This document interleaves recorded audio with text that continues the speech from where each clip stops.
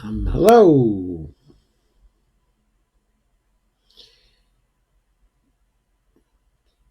So this is going to be my last stream for tonight. It'll be my fourth stream.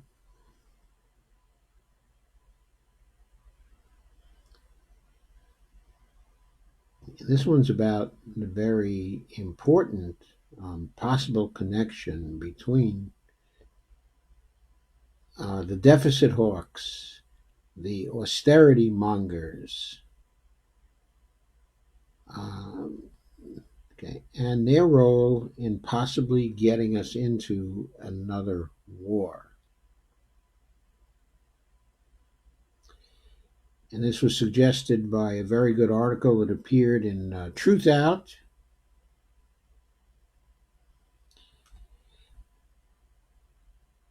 That drives this the idea that the practice of austerity politics could well drive us into the next war.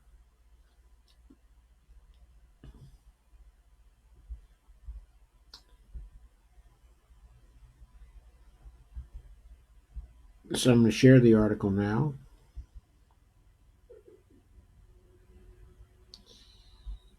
And the title of it is "The Deficit Hawks Are Enabling the Next U.S. War."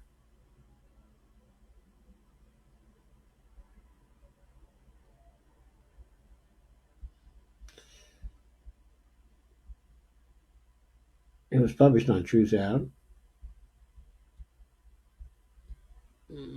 Okay, on August 9th.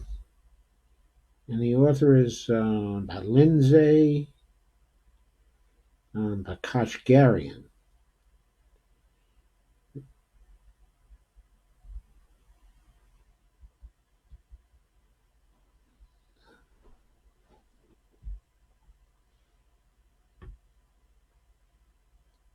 And I think that Lindsay is a she, but somebody correct me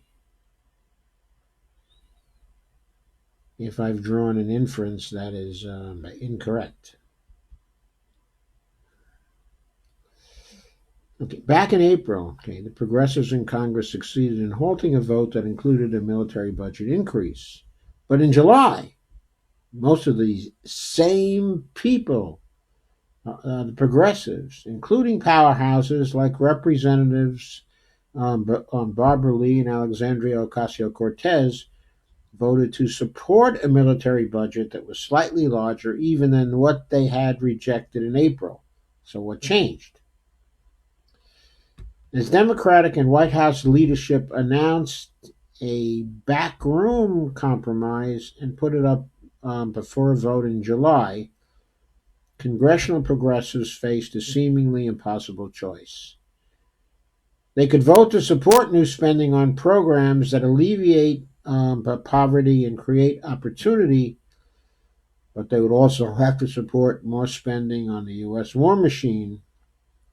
Well, they could vote against the new Pentagon funds and risk very massive cuts in the budget to programs like housing and food assistance, education, and job training.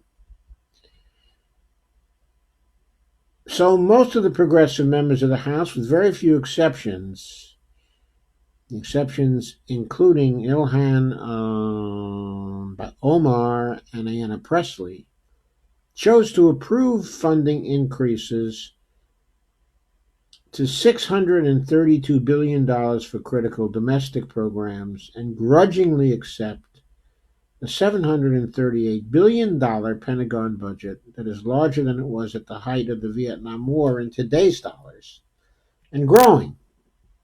The deal continues the U.S. tradition of spending more than half of the federal discretionary budget on war and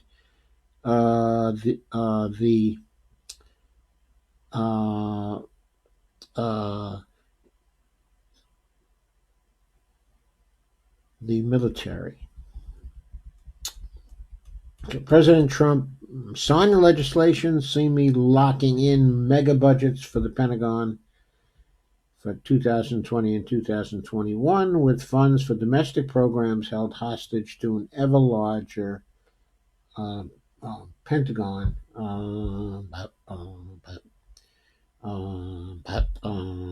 budget. Is it even possible to stop the flood of funds to the Pentagon's war chest? Tea Party started it. How did we end up in a situation where some of the most anti-war Congress members feel they have to vote no for a pro-war budget? The reason goes back to a now obscure manufactured crisis from 2011. What happened in 2011? I depart from the article now for a minute or two. What happened was the Republicans took over the House in 2011. In the spring and summer of 2011,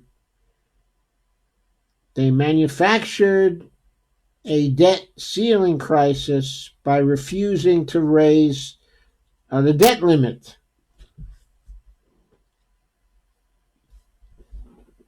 And they held, therefore, the government hostage.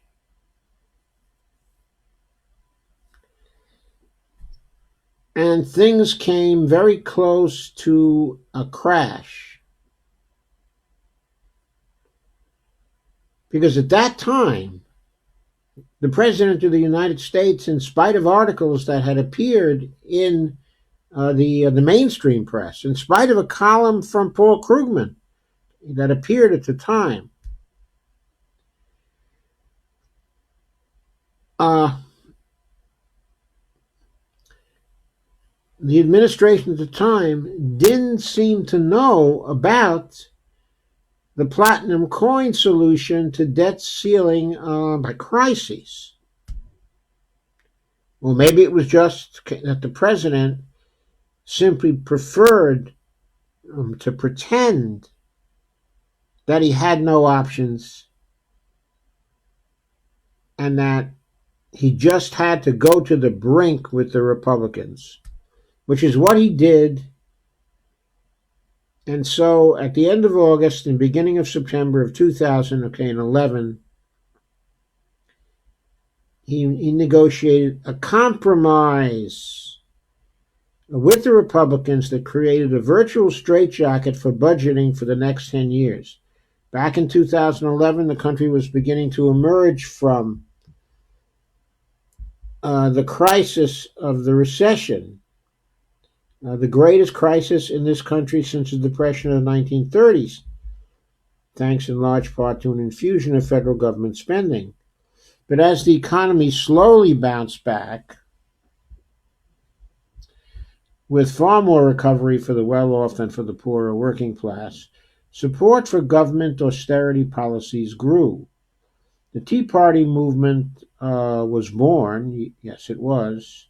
It was born in 2010, but it gathered steam in 2011, and it got its members elected in the fall of 2010, or some of its members, and the members actually was born in 2009. I'm sorry, and it created quite a stir in the summer of 2010 in fighting against the passage of a healthcare reform bill. But anyway, that's another story. Its members seem to care about only one thing, that is the cutting government spending. So against this backdrop, the U.S. faced a usually routine occurrence. The national debt was about to reach a debt ceiling, an arbitrary limit. While the number may be arbitrary, the consequences of breaking the debt ceiling are real and could range from more expensive borrowing to a global financial crisis, since U.S. debt is a popular investment around the world. It could have led to a loss of faith in the dollar, to a loss of faith in the United States, but it could not have led to higher borrowing costs unless the Federal Reserve here and the Treasury Department here were willing to have that happen. Okay, make no mistake, the author of this article doesn't seem to realize that the Federal Reserve and the Treasury Department together have the power to set the interest rates where they want them. If they want the interest rates to be zero, they will be zero, or very close to it. It's the government that has control of the interest rates here, not the private market. It doesn't matter if they lose confidence in it. I won't go into why that doesn't matter, because I've live streamed about that countless times before. Anyway, when the debt came close to the debt ceiling, and the conservatives were demanding drastic action to reduce deficits during 2011, there was negotiated the Budget Control Act of 2011, a truly destructive law that passed with broad bipartisan support. Obama giving in again. The law set spending limits for the next 10 years, but it didn't set just one limit per year. It set two separate limits for each of the next 10 years, one for the military and one for everything else. This was how lawmakers ensured that the Pentagon budget would never take the brunt of the budget cuts. It also how Republican lawmakers ensured that it would never take the brunt of the budget cuts. It also ensured that if anyone wanted to lift the cap and spend more on domestic programs, there would be an automatic negotiation to lift the Pentagon cap ever higher as well. The original budget caps didn't stick for long. Beginning in 2012, Congress passed a series of laws raising the spending caps for both non-military and military spending. Each time, negotiations centered on allowing larger Pentagon budgets in exchange for new domestic spending. But the balance of Pentagon to domestic spending always favored the Pentagon. That's the dynamics. That's the dynamic new progressive leaders faced when the budget process began this year. That's exactly true. There was also a critical point in late 2012 and early 2013 when there was another budget crisis, because the question arose, would the government stick to its caps, or would the government go over a so-called fiscal cliff? And again, the president could have negotiated from strength by using a coin law that had been passed in 1996 to mint a $100 trillion platinum coin, force the Fed to accept it as a deposit, which the administration had the power to do, get $100 trillion worth of credit for it, fill the Treasury Reserve purse with that $100 trillion,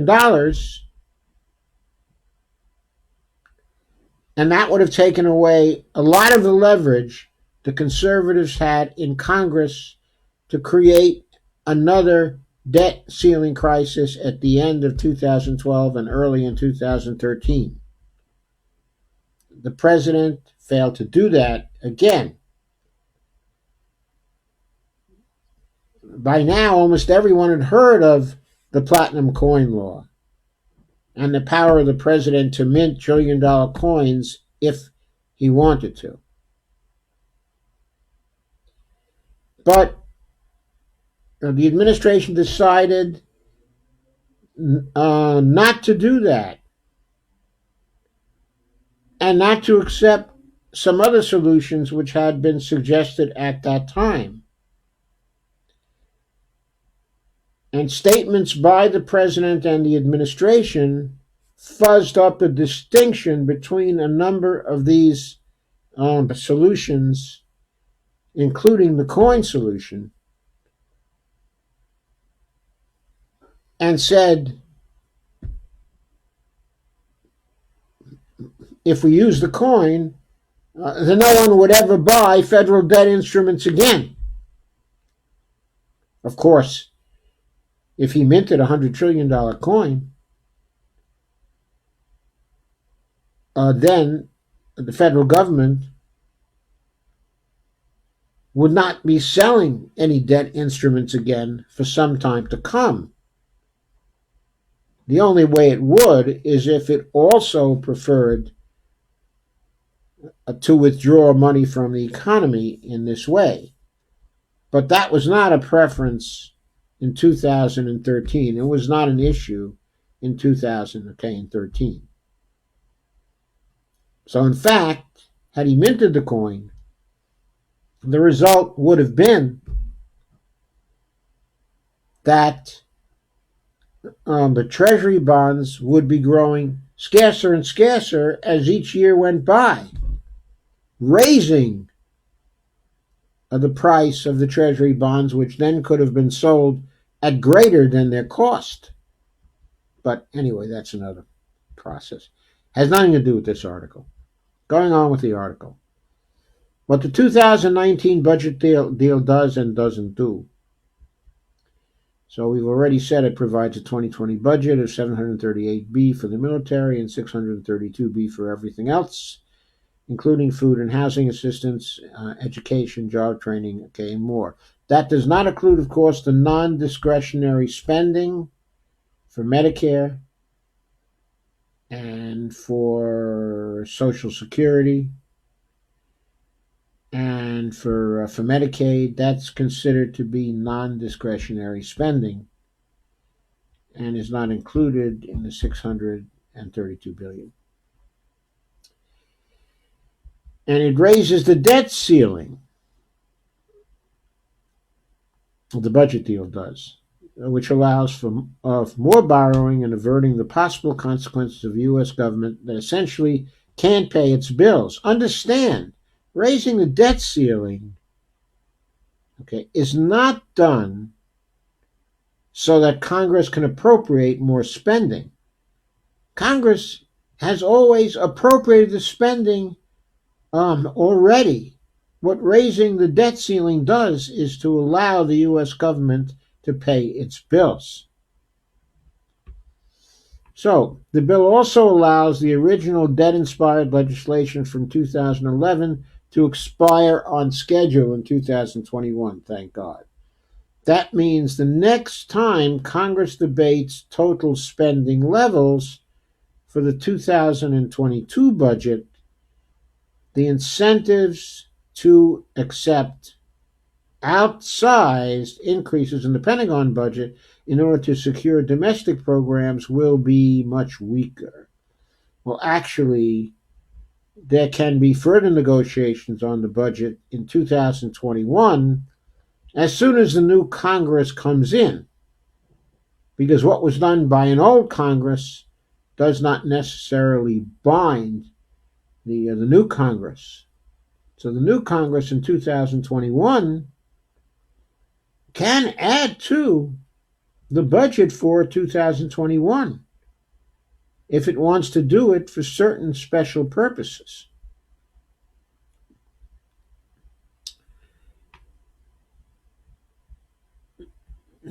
So anyway, he finishes that sentence. The incentives to accept outsized Pentagon increases in order to secure domestic programs will be much weaker.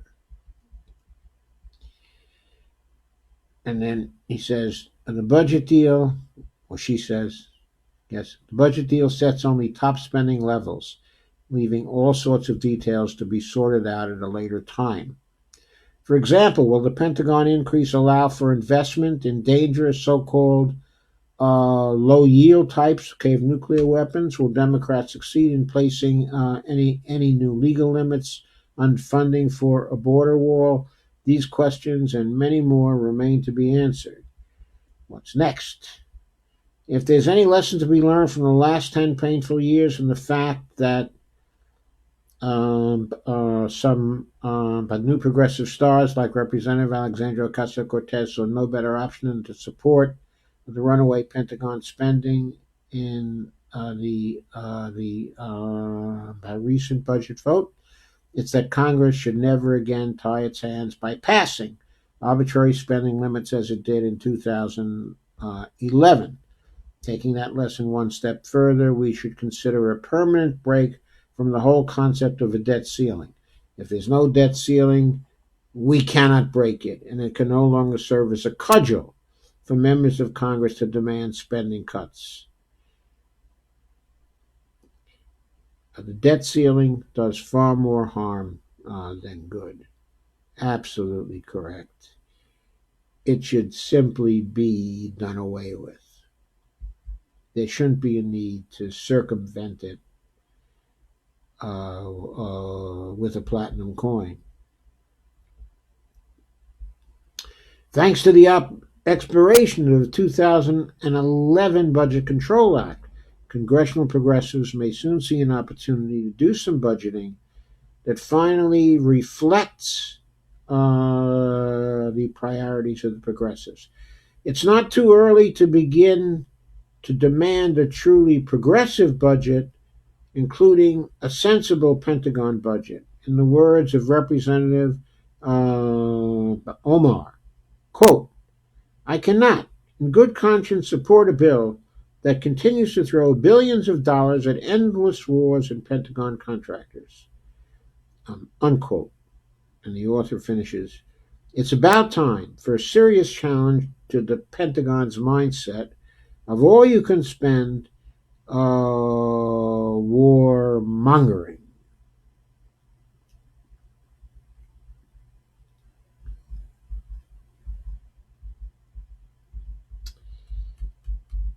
And that is the end of the piece. What I want to add here is that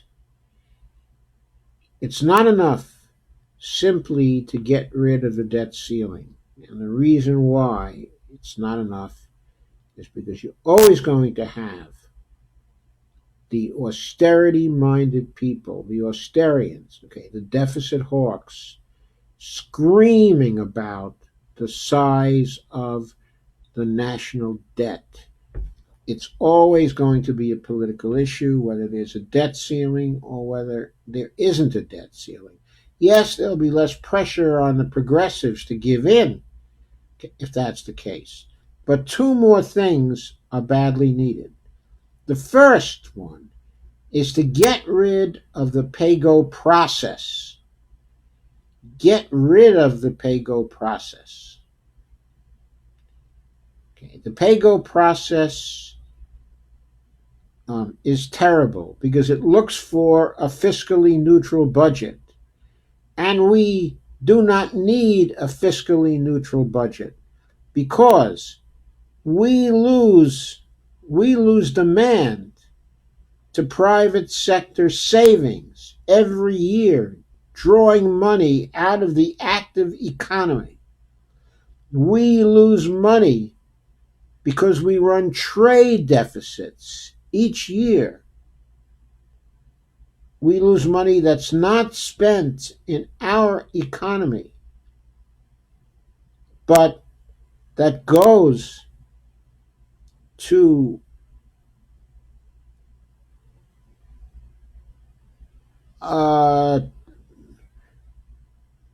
foreign people in trade, okay, and that ends up not being spent here, but being saved in some form or other. Usually it comes back here in the form, okay, of treasury bonds. But the only effect they have on the economy is to withdraw money that might otherwise go into the economy. Now, the problem is that the people we pay for our imports don't want to pay for the goods we want to export, okay, to them. That's why they're accumulating savings. That savings comes from our economy each year.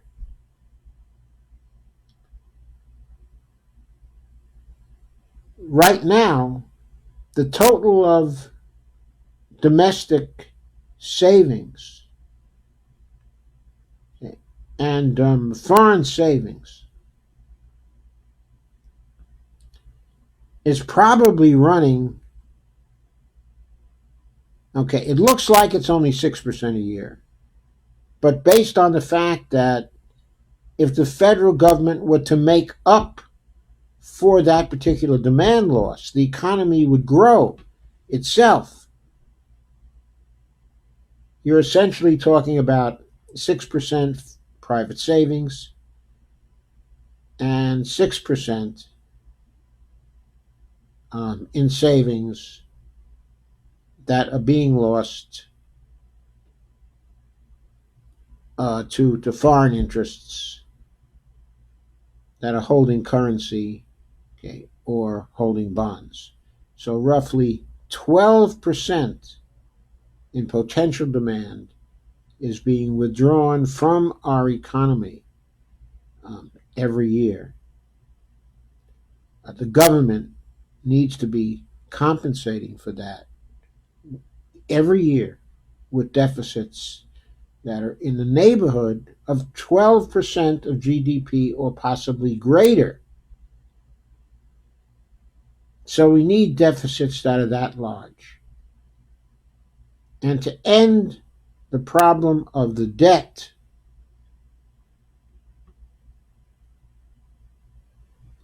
what we need to do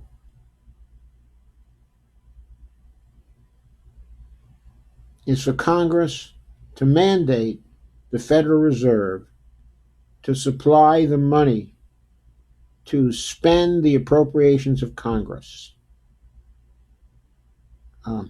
up front at the beginning of the fiscal year. That money has to be put into the Treasury spending account. In addition, all the money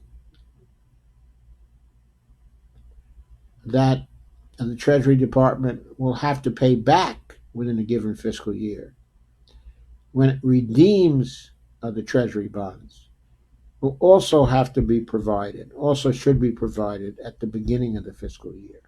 So no bonds, no further Treasury securities will need to be sold so that the debt levels can be reduced each year so that the political issue is removed from the discourse and is not a weapon that the austerity mongers can use.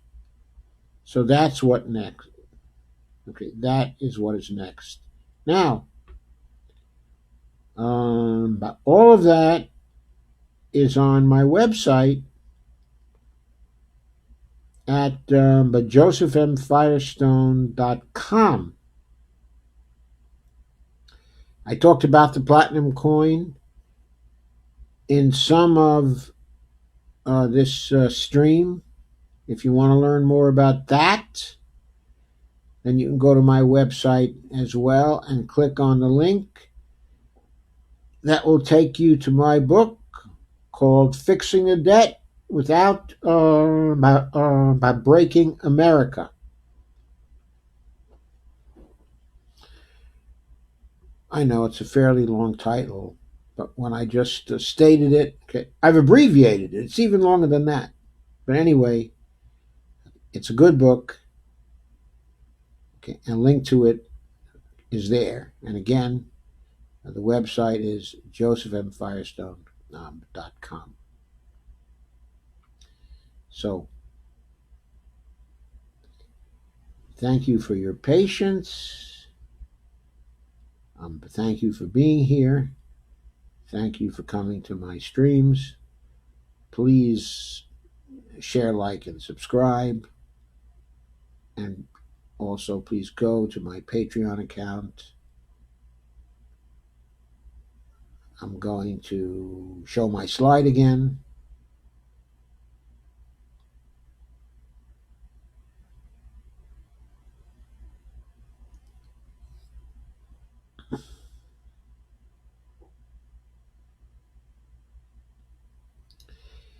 Okay, and then I'm going to say goodnight for tonight.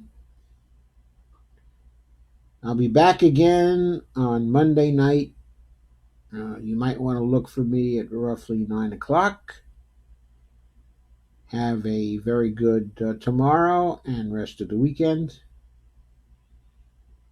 And I'll see you Monday night.